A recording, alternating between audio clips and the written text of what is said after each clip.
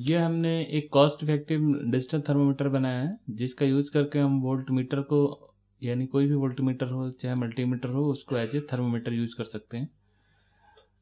इसके लिए कुछ चीज़ें एज्यूम करनी पड़ेगी हमें, जैसे करंट जो वोल्टेज है हमारा, जो मल्टीमीटर का वोल्टेज है वो टेम्परेचर के प्रोपोर्शनल वैरी करेगा। और यहाँ पे आप देख सकते हैं एक सेंसर है, ट्रांजिस्टर है, जो सेंसर वर्क कर रहा है। इसका टेम्परेचर जैसे चेंज होगा तो मल्टीमीटर का वोल्टेज उसी के अकॉर्डिंग चेंज होगा, और उसको हम डिफाइन कर लेंगे अलग अलग वोल्टेज। और यहाँ पे दो पोटेंशियोमीटर हैं, जिससे हम टेम्परेचर रेंज सेट कर सकते हैं कि किस रेंज तक टेम्परेचर को हमें रीड करना है, और उसकी सेंसिटिविटी को भी हम यहाँ से सेट कर सकते हैं। तो यहाँ पे आप देख सकते हैं 2.3 के अराउंड यहाँ पे जो वोल्टेज है उसको हम मान लेते हैं नॉर्मल टेम्परेचर है, जो इन्वायरमेंट का टेम्परेचर है। अगर ये इंक्रीज करता है तो यानी टेम्परेचर इन्वायरमेंट का इंक्रीज कर रहा है। यहाँ फॉर एग्जांपल एक मल्टीमीटर, एक सोल्डिंग आयरन हम यूज़ कर रहे हैं। आयरन से अगर हम वोल्टेज को इंक्रीज कराएं इसका, यहाँ पे आप देख सकते हैं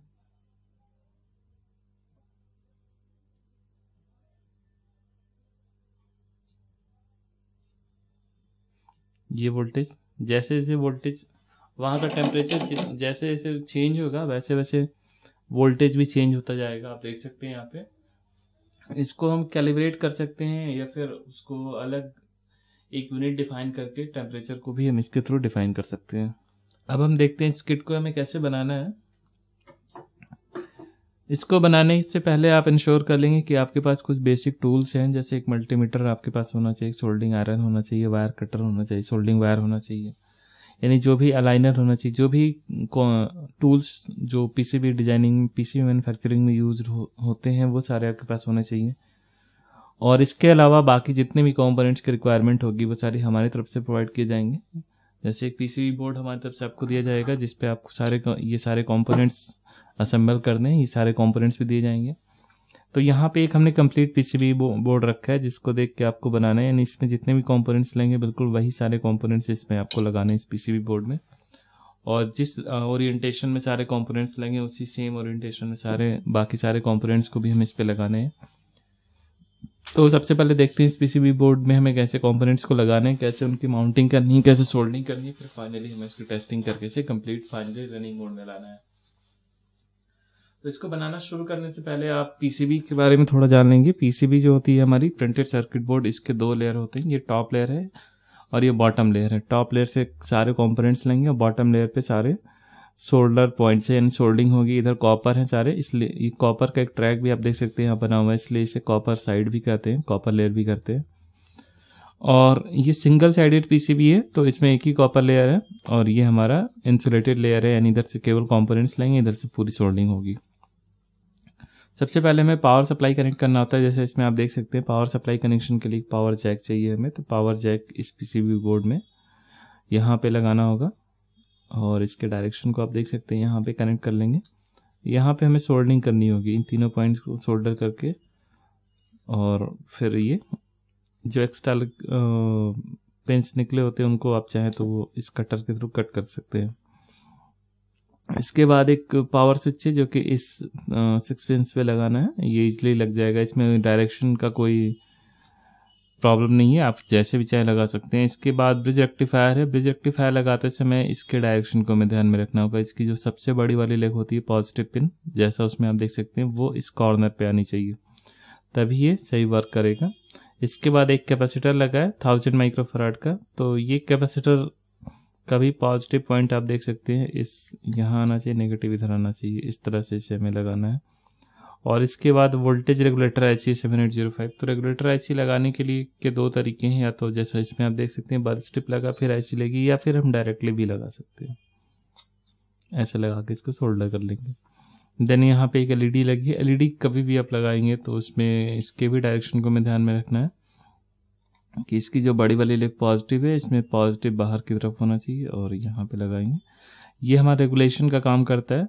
रेगुलेट करने के बाद पावर सप्लाई 5 वोल्ट में कन्वर्ट होगी, और ये इंडिकेट करेगा पावर सप्लाई प्रॉपरली आ रही है। यानी पावर सप्लाई जब भी हम ऑन करेंगे, यहाँ पे आप देख सकते हैं पावर सप्लाई हमने ऑफ किया, तो ये LED ऑफ हो गई। जब हम ऑन करेंगे तो वो इंडिकेट करेगी कि पावर सप्लाई कंटिन्यूसली मिल रही है इसे। इसके बाद इसमें 2 पोटेंशियोमीटर लगे हैं। यहाँ पे आपको पोटेंशियोमीटर एक यहाँ लगाना है और एक यहाँ लगाना है, तो इसको लगाने में कोई प्रॉब्लम नहीं होगी, आप इजली से लगा सकते हैं। देन यहाँ पे 2 आईसी के बेस लगे हैं, IC 741। तो यहाँ पे 741 लगाने से पहले हमें बेस को लगा लेना है, यहाँ भी बेस लगा लेना है, इसके ऊपर ये सारी आईसीज लगेंगे। इसके बाद ये एक आईसी लगी है जो माइक्रोचिप की आईसी है TC7660। इस आईसी का काम, ये नेगेटिव पावर सप्लाई प्रोवाइड करती है हमारे बोर्ड को, तो इसके लिए भी आप देख सकते हैं इसका जो पॉजिटिव पिन है वो इस तरफ होना चाहिए, यानी जो नॉच है इसकी आईसी की कॉर्नर पे वो ऊपर की तरफ होना चाहिए। तो इस तरह से सारे आईसीज हम लगा लेंगे। कोई भी आईसी लगाने से पहले उसका बेस लगाएंगे। और यहाँ पे एक ट्रांजिस्टर लगा है 2N222। ये ट्रांजिस्टर जो एज ए टेम्परेचर सेंसर यहाँ वर्क कर रहा है। और साथ में रेजिस्टेंसेस लगे, कैपेसिटर्स लगे। कैपेसिटर्स को लगाते समय डायरेक्शन का ध्यान रखना है, रेजिस्टेंसेस को लगाते समय उनकी वैल्यूज़ का ध्यान रखना है। किस वैल्यू की कंपोनेंट्स लाएंगे वो सारे आपको शीट में हमारी तरफ से प्रोवाइड किए जाएंगे, उसको देख के आप लगा सकते हैं किस वैल्यू की कौन सी कंपोनेंट्स हैं। तो ये सारे लगाने के बाद यहाँ पे एक जीना डायोड भी लगा है। जीना डायोड आप देख सकते हैं, इसकी डायरेक्शन को भी हमें ध्यान रखना होता है। इसका जो ये स्ट्रिप वाली लाइन होती है ये कैथोड होती है और बाकी ये एनोड होती है, तो इसको हमें सही डायरेक्शन में यहाँ पे लगाना होता है। ये बिल्कुल सही डायरेक्शन है, यानी इसका जो स्ट्रिप वाली लाइन है इस तरफ होनी चाहिए। इस तरह सारे कंपोनेंट्स लगाने के बाद आप पावर सप्लाई सबसे पहले एक बार टेस्ट करेंगे।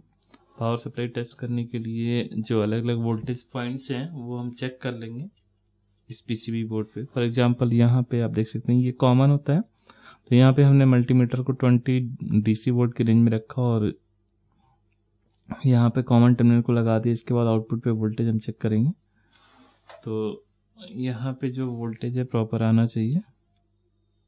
आप देख सकते हैं ऑलमोस्ट 5 वोल्ट आना चाहिए, आ रहा है। इसके अलावा इन आईसीज के पिन नंबर 7 पे 5 वोल्ट आना चाहिए।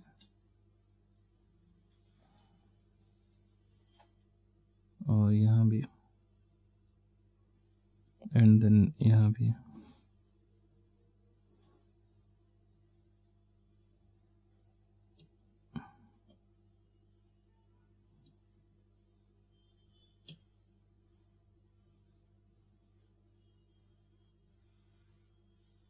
ये पिन नंबर 8 पे। तो अगर सारे वोल्टेज सही आ रहे हैं तो इसका मतलब हमारी सर्किट सही है, जिसको हम फिर रनिंग मोड में ला सकते हैं।